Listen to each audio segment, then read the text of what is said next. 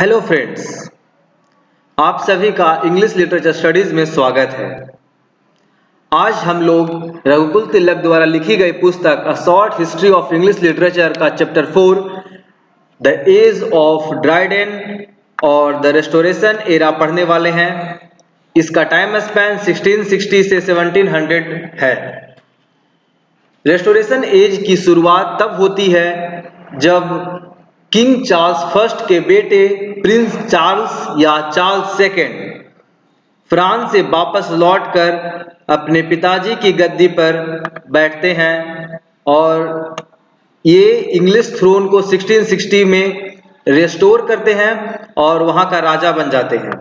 और इस समय से हम लोग रेस्टोरेशन एरा की बात करते हैं, रीस्टोर। तो actually it is the achieving of throne once again. जब ये फ्रांस से इंग्लैंड आते हैं तो ये अपने साथ फ्रांस का कल्चर और वहां की रिफाइनमेंट, वहां का मैन एंड मैनर जो था वो भी अपने साथ लाते हैं। उसके साथ ही साथ वो फ्रेंच कोर्ट की इमोरलिटी और प्रोफ्लिगेसी भी लाते हैं। तो हम देखते हैं कि रेस्टोरेशन एरा में इंग्लैंड के लिटरेचर पे और इंग्लैंड के सोशल लाइफ पे फ्रेंच इन्फ्लुएंस काफ़ी देखने को मिलता है। फ्रेंच का जो रिफाइनमेंट है, उनके कल्चर हैं, उनके जो तौर तरीके हैं वो आते हैं। और उसके साथ ही साथ वहाँ पर जो अनैतिकता थी, वहाँ पे जो धोखाधड़ी था, वहाँ पे जो करप्शन का जो एक माहौल था वो भी यहाँ पे आपको सामने देखने को मिलती है।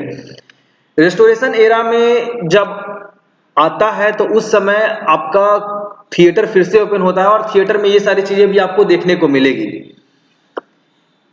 रेस्टोरेशन एरा को हम कहते हैं कि it is a beginning of neo classicism और सूडो क्लासिसिज्म।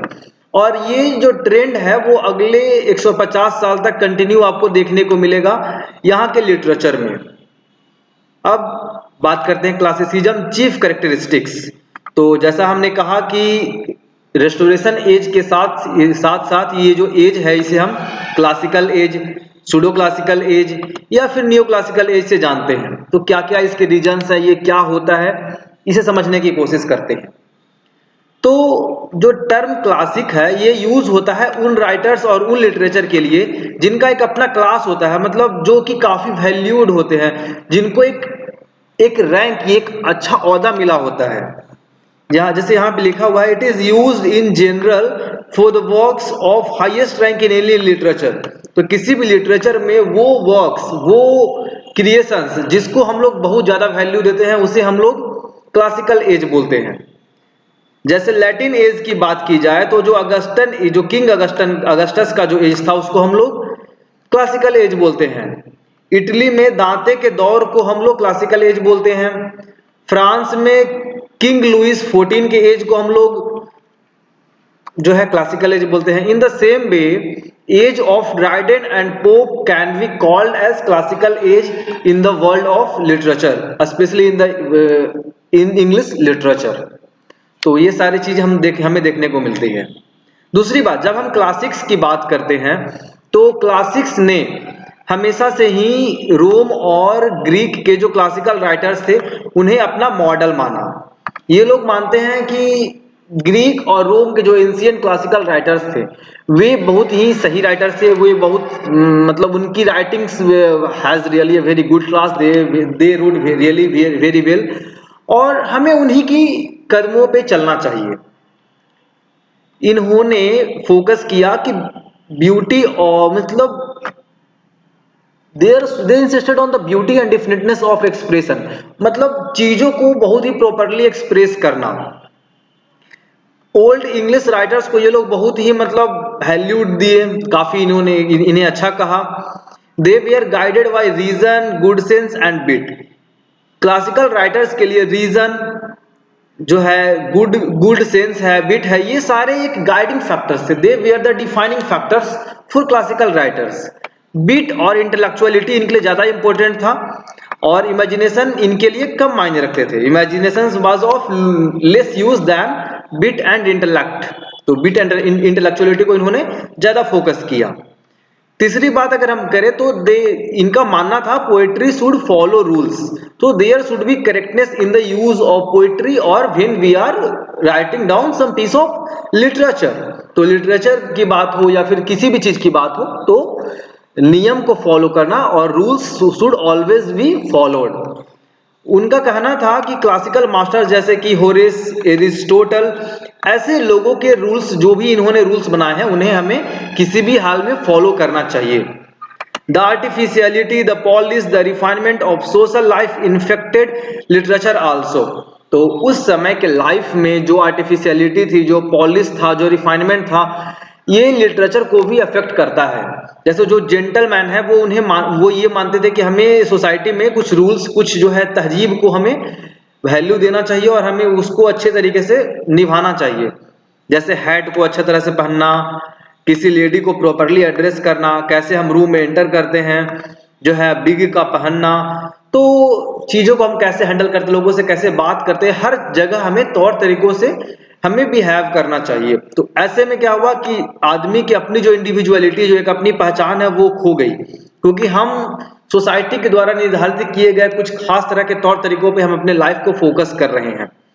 तो यहाँ पर होता क्या है कि हम चीजों को इमोशनली देखने की बजाय हम लोग चीजों को इंटेलेक्चुअली देख रहे हैं। तो form was more important then your on feeling. तो ये चीज का इफेक्ट जो है लिटरेचर में भी देखने को मिलता है। हर जगह लोग चीजों को करेक्टली करना चाहते हैं, तो करेक्टनेस के चक्कर में, फाइन पॉलिश और करेक्टनेस के चक्कर में जो एक रियल इंथुजियाज्म है तो वो रिप्रेस हो जा रहा है। एक जो रियल इमोशन है, एक जो रियल इंथुजियाज्म है, एक जोश है, जुनून है, एक आदमी का जो अपने अंदर की जो फीलिंग्स है वो कहीं ना कहीं यहाँ पे रिप्रेस होती है। अब हम देखते हैं कि ये जो पीरियड है वो एक्चुअली में क्लासिकल पीरियड नहीं है। वो क्यों है? तो सही मायने में ये जो राइटर्स हैं वो क्लासिकल नहीं है, तो वो क्या है? वो सूडो क्लासिकल है। मतलब they are false classic, they are sham classics. मतलब they call themselves as classics, कि वे लोग they are the best, but actually they are not. तो वो क्यों है? जब हम एंशिएंट क्लासिक लिटरेचर की बात करते हैं, जिनको ये अपना मॉडल मानते हैं, एंशिएंट क्लासिक जो लिटरेचर है, वहां पे फॉर्म और सबस्टेंस, फॉर्म मतलब किस तरीके से हम चीजों को लिखते हैं, और सबस्टेंस मतलब मैटर, सब्जेक्ट मैटर। तो ये जो फॉर्म है और सबस्टेंस है, हम किस तरह से चीजों को एक्सप्रेस करते हैं और क्या कंटेंट है, इनके बीच में एक प्रॉपर बैलेंस होगा। मतलब जैसा फॉर्म वैसा सबस्टेंस। अगर ये लोग एक्सप्रेशन पे जितना फोकस दे रहे हैं, they are paying equal attention toward the content. तो एक प्रॉपर बैलेंस होता था एंशिएंट क्लासिक लिटरेचर में। लेकिन जब हम एज ऑफ पोप और ड्रैडन की बात करते हैं तो ये हार्मनी जो है वो कहीं ना कहीं ये टूट गया है। यहां पर लोग जो है फॉर्म को ज्यादा फोकस कर रहे हैं और matter is being neglected, matter को ध्यान नहीं दिया जा रहा है। Manner is giving more important, एक प्रॉपर फिनिश और पॉलिश पे लोग ध्यान दे रहे हैं, लेकिन एक जेन्युइन पोएटिक इंस्पिरेशन है दैट इज एब्सेंट, ये यहां पर आपको देखने को नहीं मिलता है। The content, thought and feeling जो है ये सबऑर्डिनेट हो जा रहा है, इसको हम लोग सेकेंडरी हो जा रहा है। And more expression means more focus is paying attended on the expression, कि जो एक्सप्रेशन है, जो किस तरीके से हम चीजों को प्रेजेंट कर रहे हैं, दैट शुड बी परफेक्ट। लेकिन एक जो प्रॉपर कंटेंट है, क्या चीज जो सब्जेक्ट मैटर है, क्या थॉट प्रोसेस है, क्या सोच है, एक जो फीलिंग्स है, एक जो इमोशनल कनेक्टिविटी है, इमेजिनेशन है, these things are being neglected. तो ये चीज है जो कि चीजों को क्लासिकल होने से रोकता है। ये जो चीजें हैं, because of these things these writers are not classical but they are pseudo classic, they are neo classic. इनका जो है form is more important than feeling, reason is more important than imagination, और पोएटिक रैप्चर का correct होना ज्यादा जरूरी है बजाय कि कोई एक जेन्युइन इंटरेस्ट हो। Now coming to the chief features of pseudo classics. So it is the poetry of town and fashionable upper circle of the city London। तो यहाँ पर जो लिटरेचर है, लिटरेचर का जो फोकस है वो एक विलेज एरिया होकर के, एक जो कंट्री साइड एरिया है वहां से हट करके ये टाउन की तरफ शिफ्ट करता है। तो जो सूडो क्लासिक जो राइटर्स हैं इनका फोकस है कि टाउन के फैशनेबल अपर क्लास जो सोसाइटी है उसकी उनकी तरफ फोकस करना। ये लोग नेचर से दूर और ह्यूमन नेचर को ज्यादा एक्सप्लोर कर रहे हैं। ये जो है फॉलीज और बेलीज एंड ड्यूक्स जो है coffee houses, club houses, beauty और जो एक आर्टिफिशियल मैनर है उन सभी चीजों पे ये लोग ज्यादा फोकस कर रहे हैं। कर्टली जो सर्किल है, जो एक जो अपर क्लास सोसाइटी का जो सर्कल है, उन पे इन्होंने फोकस किया है। इन जो जैसे ड्राइडन और पोप की पोइट्री में आपको जो है पत्तियों की, फूल पौधों और जो है नेचर की जो है एक जो व्यू है वो आपको देखने को नहीं मिलता है। सेकेंड इसका फीचर ये कि this poetries are generally satirical in nature, lack of epic dramatic and lyrical poetry. तो यहाँ पे आपको सटायर मतलब दूसरे का कटाक्ष करना, जो है क्रिटिसिज्म करना, ये जो है आपको ज्यादा देखने को मिलता है। जो पोइट्री का ग्रैंड फॉर्म है, EPIC, dramatic poetry, lyric poetry, ये सारी चीजें आपको देखने को नहीं मिलती है। तो that is really something which is very lacking. They lack lyrical intensity and would not write lyric. तो इनमें लिरिकल क्वालिटी आपको देखने को नहीं मिलती है। और जो एक ग्रैंड फॉर्म ऑफ पोइट्री है वो भी आपको यहाँ पर देखने को नहीं मिलेगा। तो these things are really lacking. तो what they are writing are generally writing for two political parties to hurl satires over each other. तो दो वहां पे पॉलिटिकल पार्टी है, बिग्स एंड टॉरीज। तो कुछ राइटर्स बिग्स को सपोर्ट करेंगे, कुछ राइटर्स जो है वो टॉरीज को सपोर्ट करेंगे। And they will write against each other, they will criticise each other. तो poetry is generally used, poetry का यूज हो रहा है दूसरे को कटाक्ष करने के लिए, या फिर उस समय के मौजूद जो भी मैन एंड मैनर है, जो वहां पे कमियां हैं, उन चीजों पे लिटरेचर का फोकस होगा। Coming to the third point, the use of only 1 metre. पहले क्या होता था कि हम लोग बहुत तरह के फॉर्म ऑफ जो लिटरेचर होता है या फिर फॉर्म ऑफ मीटर होता है, लिटरेचर को या किसी पोइट्री को लिखने के जो तरीके हैं उससे एक्सपेरिमेंट किया जाता था। और पेट्रियार्कन था, आर्केडियन था, और मतलब बहुत सारे जो फॉर्म्स थे उसको यूज किया जाता था। But here only 1 metre, that is heroic couplet, is being used. और इसी को लोग बहुत अच्छे तरीके से परफेक्ट किए, इनको बहुत ही एक्सीलेंट तरीके से यूज किया। और यहाँ पर हम देखते हैं कि एक रेयर ब्रिलियंस है, मतलब चीजों को ये बहुत प्रॉपरली हैंडल करते थे। और poetry were very intellectual in tone. जब ये पोप के हाथों में गया तो ये काफी परफेक्ट हुआ और काफी करेक्टली इन्होंने यूज किया। लेकिन वही है कि एक मोनोटोनी थी, एक मोनोटोनस था, रिजिडिटी था, तो फ्लेक्सिबिलिटी लैक कर रहा था। वो इमेजिनेशन, वो बीट और ह्यूमर, वो एक जो फ्री फ्लाइट ऑफ इमोशन है, तो these things were lacking. Language and dialect is highly artificial, वो पूरी तरह से आर्टिफिशियल था। वो फ्रीडम और वो जो flexibility is not visible in this poetry. Personification, circumlocution, Latinisation, ये सारी चीजें आपको काफी ज्यादा जो है मिलेगी। क्यों? ताकि वो परफेक्ट दिखे, ताकि वो एलिवेटेड दिखे, ताकि वो डिग्निफाइड दिखे। तो यहाँ पर प्रयास ये किया जा रहा है कि चीजें अच्छी दिखे, it should look good but not to make it actually good. So ये सारी चीजें यहाँ पर लैक करती है। अब हम बात करते हैं इस एज के रिप्रेजेंटेटिव पोएट जॉन ड्राइडन के बारे में। जॉन ड्राइडन का जो है जन्म 1631 में होता है। नॉर्थम्पटनशायर, ये इंग्लैंड का बहुत फेमस जगह है। इनकी पढ़ाई वेस्टमिंस्टर स्कूल में हुआ और फिर 1653 में ये ट्रिनिटी कॉलेज कैम्ब्रिज से स्टडी करते हैं। कमिंग टू हिज अपनी पढ़ाई करने के बाद ये लंदन में सेटल हो जाते हैं और फिर 1663 में इनकी शादी अपने फ्रेंड के डॉटर लेडी एलिजाबेथ से होती है। हालांकि इनकी शादी काफी सुंदर, मतलब काफी एक हैप्पी मैरिड नहीं रही। लेकिन इसके कुछ साल बाद ये अपना बहुत सारा प्लेस लिखना शुरू करते हैं। ये जो है धीरे धीरे इनकी राइटिंग जो है कैरियर अच्छी होती है और ये धीरे धीरे एक अच्छे पोएट और ड्रामेटिस्ट बनते हैं। हम देखते हैं कि अपने जिंदगी के आखिरी दिनों में ये बहुत ही गरीबी और ये गुमनाम जिंदगी बिताते हैं और इनकी मृत्यु मई 1700 में हो जाती है। तो इनका शॉर्ट लाइफ स्पैन इस तरह से है कि 1631 में ये इनका जन्म होता है। ये अपनी स्कूल वेस्टमिंस्टरशायर में पढ़ते हैं।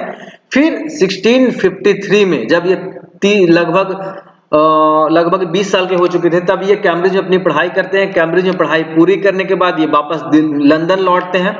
लंदन लौटने के बाद ये अपने क्लोज फ्रेंड की बेटी लेडी एलिजाबेथ से शादी करते हैं। इनकी शादी उतनी अच्छी नहीं रहती है। इसके बाद ये प्ले लिखना शुरू करते हैं। बहुत जल्द ये एज ए पोएट और ड्रामेटिस्ट फेमस होते हैं।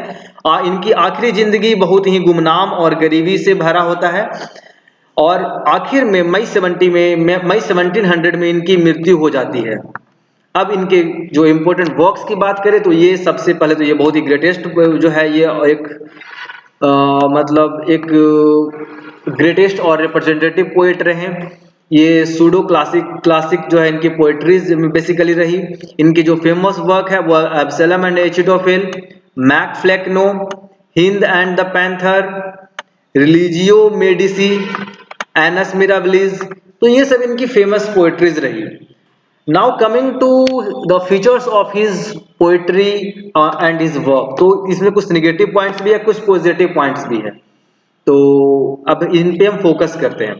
तो इनकी जो पोएम्स थी वो रीजन, गुड सेंस और बीट से गाइडेड थी। इमेजिनेशन और इमोशंस आपको हार्डली कहीं देखने को मिलेगा। तो reason, good sense and wit, these are the guiding or these are the mentor or these are the guiding factors of his poem. Intellect जो है इंट्यूशन से ज्यादा इंपॉर्टेंट है, मतलब what you are feeling, what is coming in your mind, जो दिल में आ रहा है दैट इज बीइंग सप्रेस्ड, और जो दिमाग में आ रहा है what is coming in the mind is given more importance. Beat is more important than inspiration, तो ये सारी चीज आपको देखने को मिलेगी because it is appearing to mind and not to heart.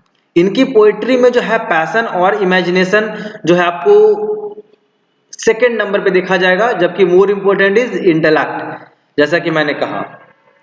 Second thing is lack of feeling for nature, तो इनको जो है नेचर से उतना ज्यादा लगाव देखने को नहीं मिलेगा। इनके पोएट्री टाउन पोएट्री है और खास करके ये आर्टिफिशियल लाइफ ऑफ लंदन को ये ज्यादा फोकस करते हैं। इनकी इंटेलेक्चुअलिटी जो है एक अलग एस्पेक्ट है इनके पोएट्री का। इनका जो सब्जेक्ट था वो पॉलिटिकल और religious controversies of the day को डील करता है। उस समय की जो मौजूदा पॉलिटिकल और रिलीजियस कंट्रोवर्सीज थी इस पे लिखते हैं। ये सटायर, रिलीजियस एक्सपोजिशन, ये सारी चीजें लिखते हैं। एक और चीज है, इनकी जो पोएट्री थी ऐसा कहा जाता है कि ये पोएट्री जो है प्रोज मतलब एक पोएटिक फॉर्म होने की बजाय इन पे ये लोग आरोप लगाते हैं कि इनकी पोएट्री जनरली प्रोज फॉर्म में होती है। एक और इनकी कमी ये है कि इनका रेंज जो है वो काफी लिमिटेड है। इनकी पोएट्री जो है नैरेटिव और डायडेक्टिक से भरी पड़ी है। ये बहुत सारे ट्रांसलेशंस जो है ये अपने क्लासिकल जो वर्क है उसका ट्रांसलेशन ये लिखे हैं। जब मीटर की बात की जाए तो ये सिर्फ और सिर्फ एक ही मीटर हीरोइक कपलेट का प्रयोग किए हैं, तो इवन द मीटर ही यूज्ड इज आल्सो लिमिटेड। इनके themes are not very original because ये जो है किसी दूसरे जो क्लासिकल राइटर से इन्होंने थीम को भी बोरो किया हुआ है।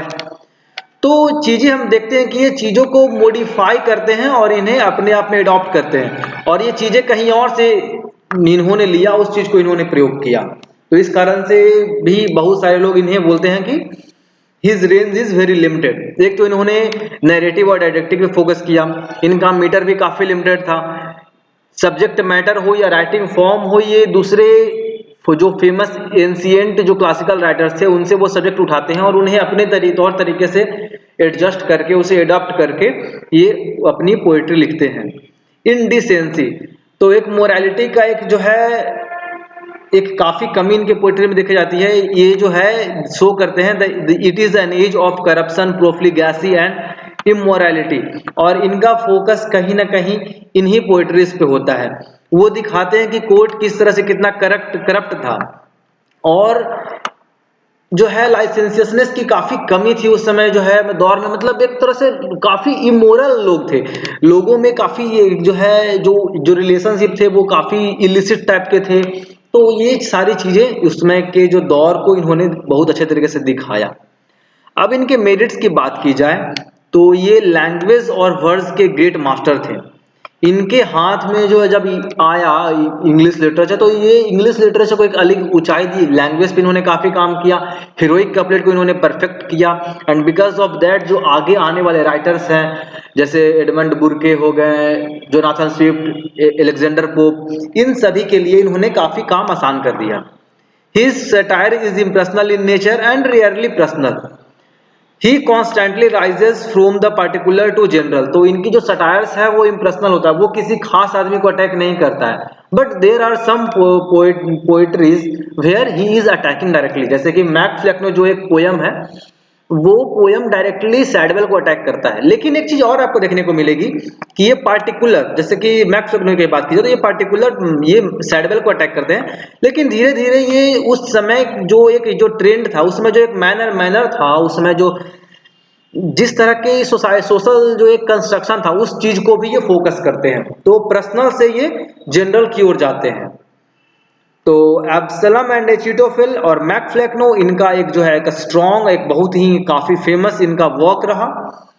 इनके प्लेज में आपको बीच बीच में बहुत सारे ब्यूटीफुल पैसेजेस देखने को मिलेगा, जिनमें काफी एक मतलब काफी स्किलफुली इन्होंने और काफी इन्होंने बहुत अच्छे तरीके से जो है सॉन्ग राइटिंग सॉन्ग्स लिखी है। ये सॉन्ग्स आपको उनके प्लेज में जहां तहां बिखरे पड़ेंगे, जो कि रियली में बहुत सुंदर है, and it is generally avoided, लोग इस पे जल्दी ध्यान नहीं देते हैं। इनकी क्राफ्ट्समैनशिप की बात की जाए तो ये जिस तरह से इन्होंने लैंग्वेज को यूज किया, दैट वाज वेरी मतलब गुड, बहुत ही करेक्टली और डिग्निफाइड मैनर में इन्होंने लैंग्वेज का इस्तेमाल किया है। जॉनसन इनके बारे में कहते हैं कि Dryden found English of brick and left it of Marvel. तो ये जो है इंग्लिश को ब्रिक के रूप में फाइंड किया और इन्होंने इसे मार्वल के रूप में कन्वर्ट किया। सो उन्होंने इंग्लिश को एक नया पॉलिश, एक नया ग्रेस दिया। सैंड्सबरी जो ये दूसरे जो एक हिस्टोरियन है वो इन्हें कहते हैं, considering what he left to his successors he must be pronounced without exception the great craftsman in English letter. तो ये इंग्लिश लेटर में काफी सारा काम किया, इंग्लिश लैंग्वेज को काफी रिफाइन किए, हीरोइक कपलेट को इन्होंने काफी हद तक डेवलप किया। तो इस कारण से इन्हें काफी जो है कहा जा सकता है कि इंग्लिश लैंग्वेज के बहुत ही एक अच्छे क्राफ्ट्समैनशिप है, इन्होंने इंग्लिश लैंग्वेज को एक नया आयाम दिया, और इन्हीं के कारण जो है जो हीरोइक कपलेट का जो पोएटिक फॉर्म है वो काफी डेवलप हुआ और आने वाले लोगों के लिए काफी आसान हुआ। इनके ट्रू प्लेस और ग्रेटनेस की बात की जाए तो ड्राइडन ऑफ कोर्स एक अच्छे पोएट है, बट इनकी पोएट्री में काफी सारा डिमेरिट्स भी आपको मिलेगा और काफी सारे मेरिट्स भी है। तो इनका कंपैरिजन हम शेक्सपियर और मिल्टन जैसे लोगों से तो नहीं कर सकते, क्योंकि ये शेक्सपियर और मिल्टन अपने आप में ये एक बहुत बड़ा नाम है लिटरेचर में और ये फर्स्ट ऑर्डर ऑफ पोएट में आते हैं। लेकिन जब सेकेंड ऑर्डर ऑफ पोएट्स की बात की जाएगी तो इनमें इनका पहला नाम होगा। अब शेक्सपियर और मिल्टन ये जो पोएम्स लिखते थे, इनमें एक जेन्युइन जो इंस्पिरेशन ऑफ पोएट्री देखने को मिलता था, फ्री फॉर्म ऑफ पोएट्री था, पोएट्री को इन्होंने पूरे एक नए अंदाज में लिखा। लेकिन Dryden what he wrote was actually wrote to criticise, wrote to satirise the situation. तो इस कंडीशंस में उन्होंने उनकी जो चीजें थी वो काफी लिमिटेड था, उनका सब्जेक्ट मैटर लिमिटेड था। तो ऐसा कहा जाता है, इस कारण से उनका जो प्लेस है वो पोएट में हाईएस्ट है, लेकिन हाई है लेकिन हाईएस्ट नहीं है। मतलब actually he belong not to the first class of poet but he belong to the second order of poets. ये परफेक्शन ऑफ फॉर्म पर फोकस किया, जैसा कि ये सारी बातें हमने बता चुकी है कि ये रूल्स को काफी फॉलो करते हैं। लॉजिक इज मोर इम्पोर्टेंट, तो जो है इमेजिनेशन जो है ये कम इम्पोर्टेंट है, जबकि इनके लिए जो बीट है, ह्यूमर है, बीट जो है वो ज्यादा इंपॉर्टेंट है, इंटेलेक्ट ज्यादा इंपॉर्टेंट है। तो ये सारी चीजें आपको देखने को मिलती है। जबकि लास्ट में अगर हम देखें तो अपने कैरियर के लास्ट में ये वापस से फिर से ये ब्लैंक वर्स को यूज करते हैं, ये कॉमेडी के साथ ट्रेजेडी मिंगल करते हैं।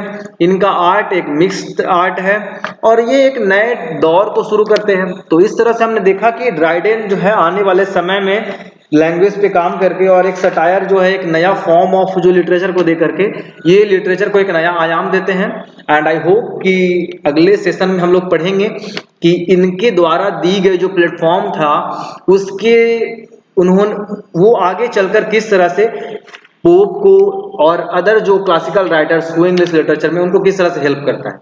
So that's all for now. So please like this, share, subscribe and comment. Thank you.